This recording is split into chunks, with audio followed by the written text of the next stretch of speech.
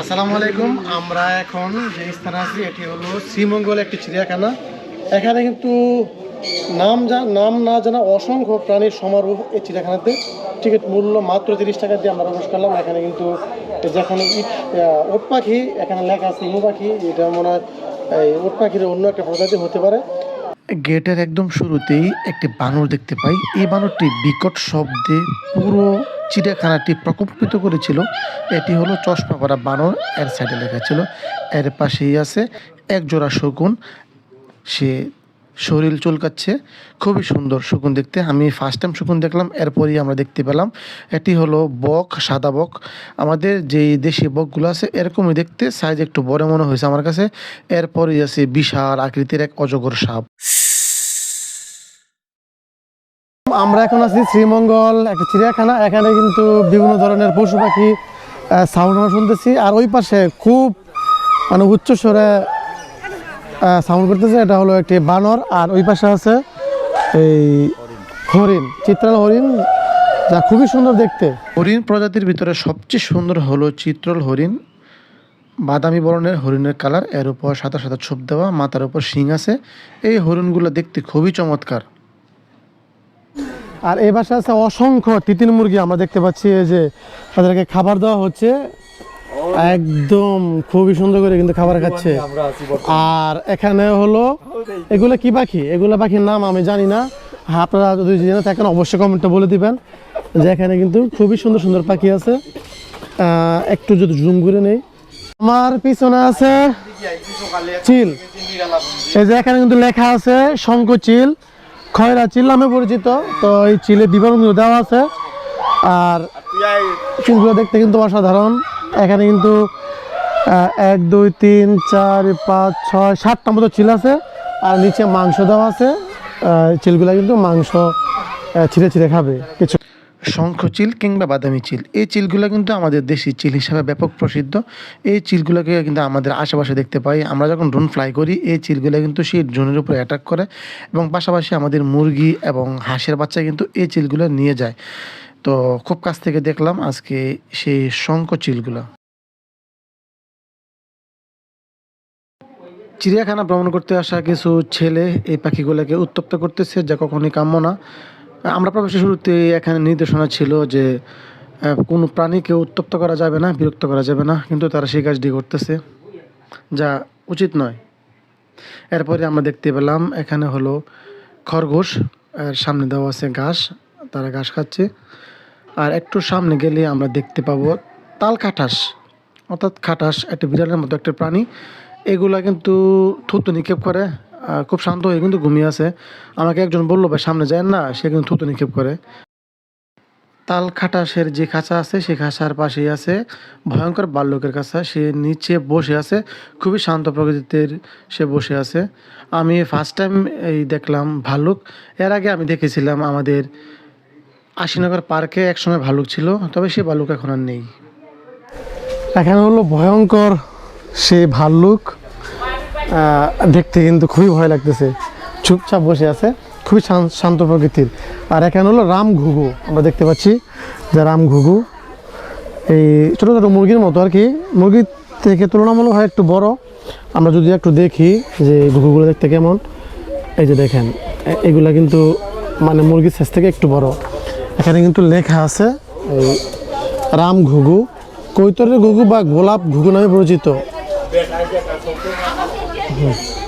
ভয়ঙ্কর শিকারী পাখি ঈগল।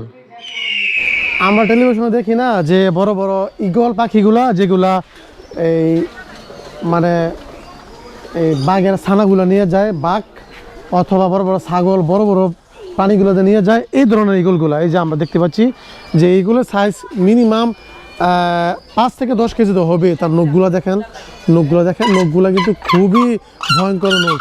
এই যে এই ঈগল পাখিগুলা কিন্তু দুর্দান্ত লেভেলের কিন্তু শিকারি পাখি। আর পাখিগুলোর ভিতর সবচেয়ে হিংস্র এবং শিকারি পাখি হলো ঈগল।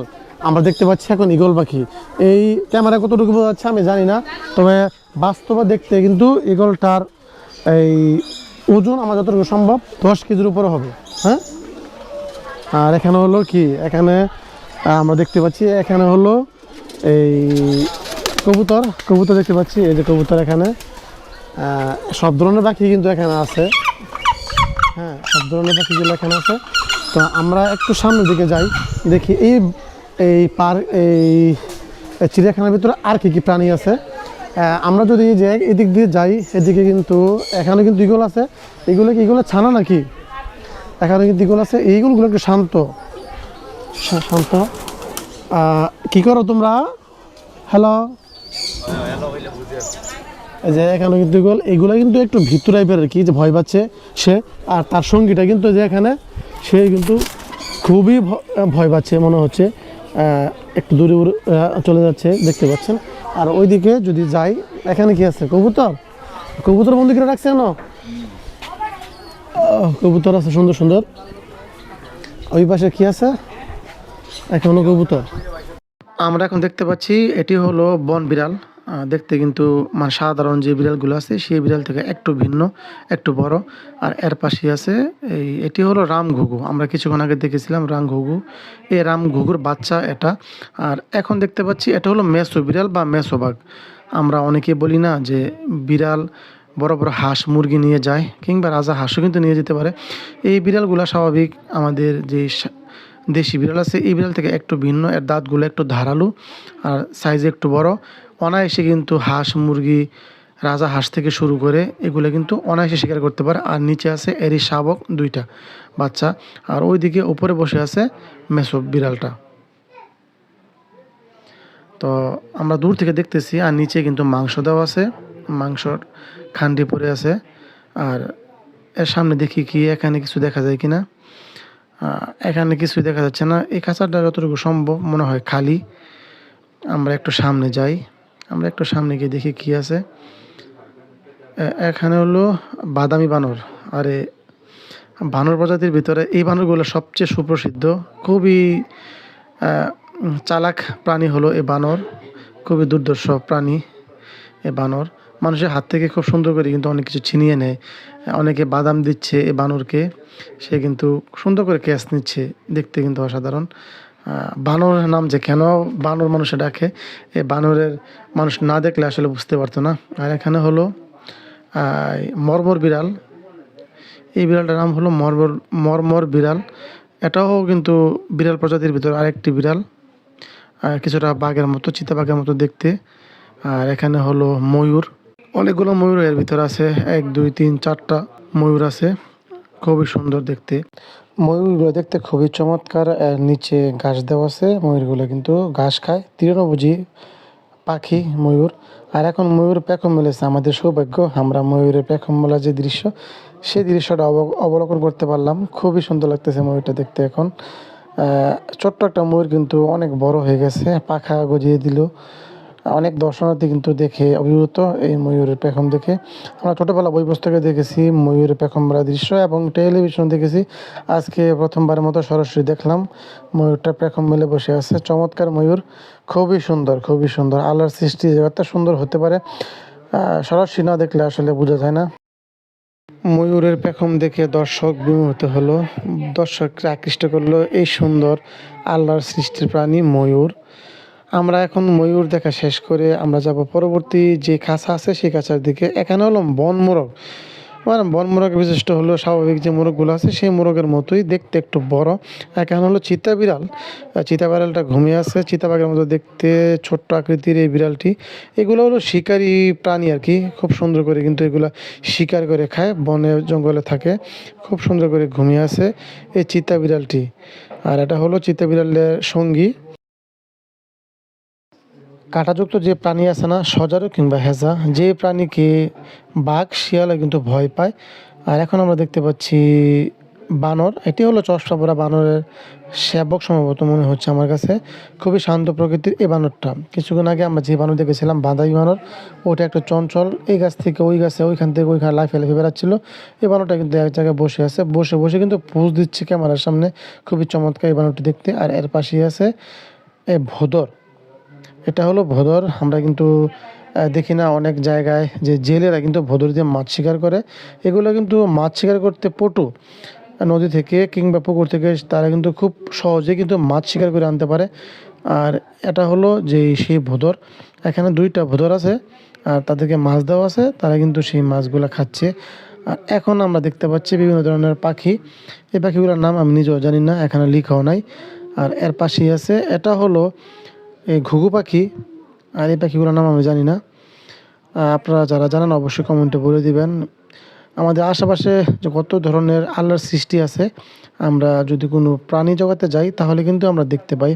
কোনো চিড়িয়াখানায় গেলে কিন্তু আমাদের সেই জিনিসগুলো দেখা হয়, অদেখা প্রাণীগুলো আমাদের দেখা হয়। এটি হলো রাম ঘুঘুর মতোই কোনো একটা প্রাণী সম্ভবত, খুবই সুন্দর দেখতে, কিন্তু খুব চমৎকার লাগছে। মাথাটা একটু লাল, ঠোঁটটা একটু চোখা, আর কালারটা হাঁসের মতো দেখতে লাগছে। আমরা যখন এখান দিয়ে হাইটে যাই তখন কিন্তু সেই বিড়ালের শাবকগুলো ঘুমিয়েছিল, এখন কিন্তু সে হাঁটতেছে। দেখেন কত সুন্দর লাগছে দেখতে। আমরা চিতাবাঘ দেখি না, চিতাবাঘের মতোই দেখতে, এটি সাইজ একটু ছোট আর চিতাবাঘের সাইজ একটু বড়, কিন্তু তারা কিন্তু খুব সুন্দর করে কিন্তু বড় বড় যে পাখিগুলো আছে সেই পাখিগুলো শিকার করতে পারে। হাঁস মুরগি থেকে শুরু করে রাজহাঁস পর্যন্ত তারা কিন্তু শিকার করে খেয়ে নিতে পারে। দাঁতগুলো কিন্তু খুবই বড়, বাঘের মতো দাঁত, বিড়ালের মতো ছোট্ট দাঁত তাদের না, এবং তারা কিন্তু খুব সহজেই গাছে উঠতে পারে। এখন সে হিসু করতেছে, আমার সামনে যে দর্শনার্থী ছিল তার হাতের মধ্যে সেই প্রস্রাবের ফুটা এসে লেগেছিল, সে সাথে সাথে হাত ধৌত করে নেয়। মায়া হরিণ, হরিণ প্রজাতির আরেকটি হরিণ হলো মায়া হরিণ। কিছুক্ষণ আগে আমরা এই চিড়িয়াখানাতে দেখেছিলাম চিত্রল হরিণ, যে হরিণগুলো দেখতে কিন্তু অসাধারণ। ওই হরিণগুলোর শিং ছিল, তবে এই হরিণগুলোর কোনো শিং নেই। মাটি থেকে এরা বসি কুড়িয়ে কুড়িয়ে খাচ্ছে।